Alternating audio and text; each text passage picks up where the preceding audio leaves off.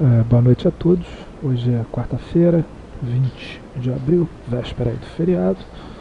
O mercado hoje teve uma alta interessante. Vamos começar nossas análises aqui baseados na metodologia, especificamente a minha metodologia, uma metodologia baseada na formação de pivôs. Vamos começar estudando aqui um Dow Jones. Dow Jones tem um movimento muito interessante. Aqui a gente pode traçar uma linha de tendência de baixa de longo prazo do Dow Jones. Onda 1, onda 2, onda 3, onda 4 e uma onda 5. O final desse movimento é esperado para 12.839 pontos para fechar o movimento, e posteriormente a gente teria uma queda forte para corrigir toda essa onda que vai de 6.000 pontos até, vamos supor que vá até 12.800 pontos. Agora vamos dar uma olhada no zoom nesse movimento aqui. Vamos lá. Reparem que o Dow Jones, vamos traçar aqui, ó, seguindo a nossa metodologia de sempre. Rompeu, como é que é a regra que a gente faz? Olha, zigue-zague para baixo, movimento para cima, rompeu o topo anterior, rompeu LTB, veio na primeira retração de Fibonacci. Quando vem na primeira retração de Fibonacci, normalmente a gente não indica a compra só é feita na segunda de 50% ou na terceira, por causa da relação do custo-benefício, o stop fica caro. Então geralmente nesse caso a compra é feita no rompimento do pivô, e hoje o Dow Jones foi lá pertinho para tentar romper, e os objetivos desse último pivô seriam 13.000 pontos, que é bem perto disso aqui, e 13.400 pontos. Vale a pena observar, porém a gente vai saber o seguinte: nessa região aqui é uma região onde muito provavelmente a alta do Dow Jones vai acabar. Então vamos ficar atento a esse movimento. Olhando pelo nosso lado aqui, eu não gosto muito de fazer previsão em análise técnica. Como eu sempre digo, análise técnica não é evidência, análise técnica é se operar padrões. Então o que a gente tem aqui, olhando friamente a nossa análise técnica? A gente tem uma linha de tendência de baixa passada aqui, topo, topo, topo, fundo, fundo, topos descendentes, fundos descendentes. Isso é uma tendência de baixa, isso de médio prazo, imaginando que o primeiro topo aqui antes de começar a cair foi em novembro até abril, são mais ou menos 6 meses, uma tendência de baixa de médio prazo. Bom, o que vai acontecer? Primeiro, a gente só vai desconfigurar a tendência de baixa dentro da regra clássica dos pivôs quando houver o rompimento da linha de tendência de baixa e do topo anterior. Então nós vamos comprar as retrações, correto? Então a gente tem que dizer que o Bovespa está em tendência de baixa. No curtinho prazo, se a gente der um zoom, a gente vai ver que houve esse movimentozinho aqui que perdeu essa pequena LTA e parece que pode ter feito está fazendo um pullback. Bom, o que a gente vai fazer? Imagina, eu não sei se esse movimento é para baixo ou não sei se esse movimento é para cima, mas seguindo a análise técnica, como o Lavarini fala de análise técnica inteligente, nós estamos abaixo de uma linha de tendência de baixa e acabamos de perder uma linha de tendência de alta de curto prazo. Se eu fosse apostar numa direção, aonde eu apostaria? Eu apostaria na direção de baixa. Como é que eu vou operar então uma baixa? Eu tenho duas maneiras de operar uma baixa. Eu vou esperar que esse movimento de alta vá até a faixa de 50% ou 62% de Fibo, deixa aqui um candle ou uma figura de reversão de Fibonacci, vou entrar vendendo de acordo com a perda da mínima do candle que fica aqui ou da figura de reversão de candle. O stop fica na máxima. Caso esse movimento vá na minha direção, o mercado vai subir até a faixa de 67.600 pontos, 68.200 pontos e vai cair.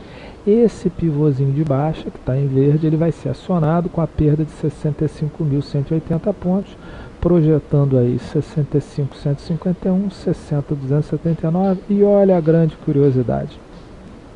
O último objetivo do Fibo do pivô menor, do suposto pivô de baixa menor, é mais ou menos igual ao do pivô maior. Por isso que eu venho falando há tempos que a área de 56 a 58 mil pontos seria uma compra santa para quem quer ganhar muito dinheiro nos próximos anos na bolsa. Mas isso aí é evidência e eu não sou vidente.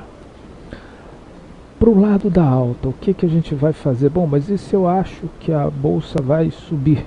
Como é que eu vou operar? Apesar das evidências frias do gráfico mostrarem que a tendência é de baixa, caso esse movimento aqui forme um zigue-zague, vamos olhar isso aqui, ó, forme uma figura parecida com essa, subiu, desceu, subiu, rompeu, a gente vai entrar da mesma maneira como nós compramos aqui, e aí pode se projetar o Fibonacci desse movimento, a gente vai comprar isso aqui e vai projetar o Fibonacci do movimento de alta.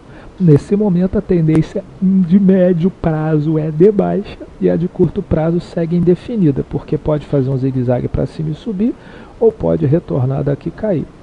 A gente só pode dizer que a tendência de curto prazo é de baixa se houver o acionamento do pivô com a perda de 65.180 pontos. Correto?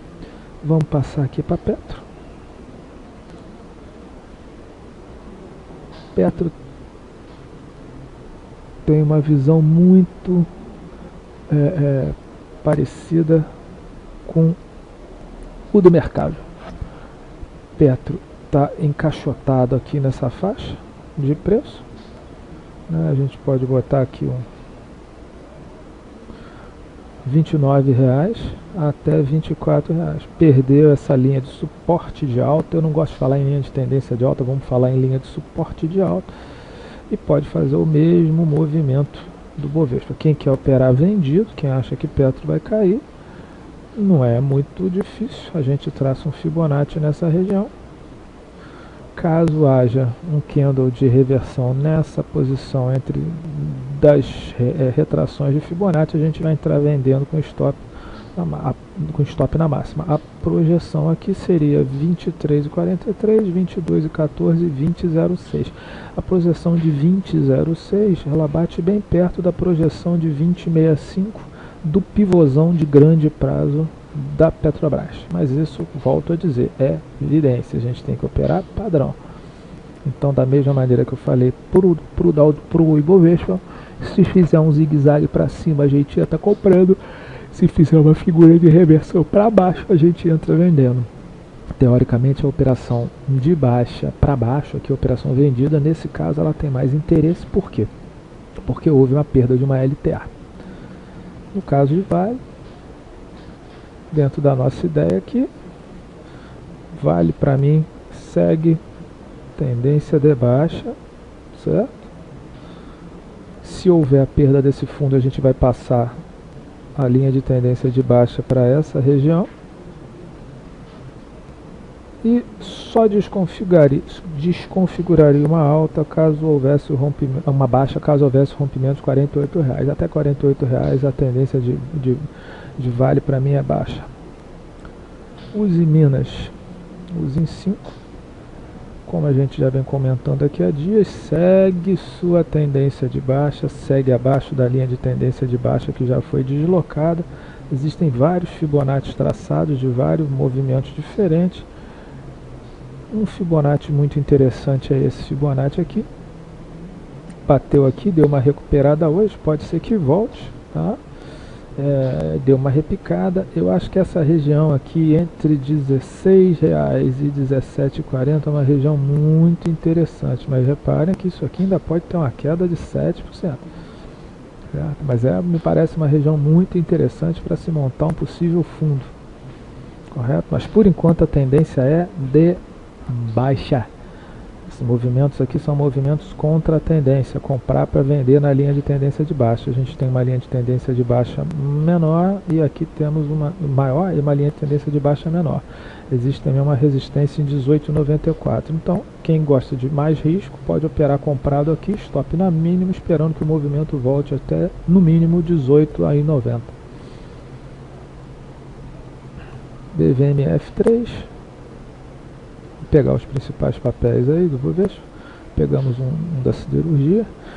BVMF3 segue dentro da minha visão aqui, bateu numa expansão do fibro do pivô de baixa, tem uma mais embaixo a R$10, teoricamente rompeu a linha de tendência de baixa, porém está abaixo da linha de tendência de alta de longo prazo. Nesse caso, ou a gente vai esperar um zigue-zague para entrar comprando, que seria uma compra um pouco mais agressiva, mas dentro da técnica, que a gente esperaria que essa fosse a onda 1, a 2 e aqui comprar a onda 3, o rompimento do pivô da onda 3, os traders clássicos vão dizer o seguinte: esse rompimento da linha de tendência de baixa ela só vai se confirmar se houver o rompimento de 12,50. Então, compras mais, digamos, seguras do ponto de vista da análise gráfica seria no rompimento de 12,50. Por quê? Porque se o papel seguir caindo, quando ele perder o fundo em 10,85, a gente vai colocar essa linha de tendência de baixa aqui, certo? Então o ideal seria o rompimento de 12,50. Papéis, só para a gente dar um segmento aqui, um papel que eu comentei ontem, que era um papel excelente.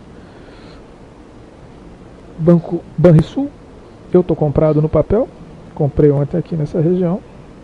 Papel acima, um dos poucos papéis, eu vou tirar o zoom aqui para vocês verem, um dos poucos papéis que segue acima da linha de tendência de alta de longuíssimo prazo, que já dura aí 2 anos, quase 2 anos. Papel muito bonito, pode estar fazendo o que nós chamamos de pivôs sucessivos. E R$21 é resistência. Se romper 24,60, 26,80, 30,43. O que manda a técnica? Se romper, a gente sobe o stop para R$21. Se bater, der sinais de indecisão, alguma coisa, a gente vende. Se romper, a gente recompra. E se voltar para o suporte, a gente vai comprar. Porque essa região da retração de fibra é suporte e essa região da resistência do topo da 1 é resistência. A gente sempre compra no suporte e vende na resistência. Se essa resistência for rompida de uma vez, se o candle passar com muita facilidade por aqui, a gente não precisa fazer nada. Vale a pena observar o teste dos R$21. Um outro papel que eu acho muito forte, eu acho que a gente tem que operar papel forte, não tentando achar fundo de papel. Achar fundo de papel, quem gosta de fundo é tatu. Um outro papel que está acima da linha de tendência de alta a longo prazo, um raríssimo papel, é MPX, tá? Então, olha, houve um pivô aqui, expandiu, houve outro pivô aqui, expandiu, e aí a gente chama isso de pivô sucessivo. Pivô sucessivo é o seguinte, ó, a gente vai pegar todo esse movimento aqui, vamos reparar, ó. Esse movimento retraiu em 50% e expandiu em 161,8%, correto?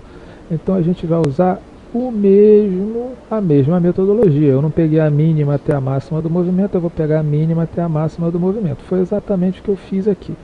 Qual é o esperado do movimento de MPX? MPX, o ideal seria que viesse até a faixa de 34,20, 32,28 para projetar R$50.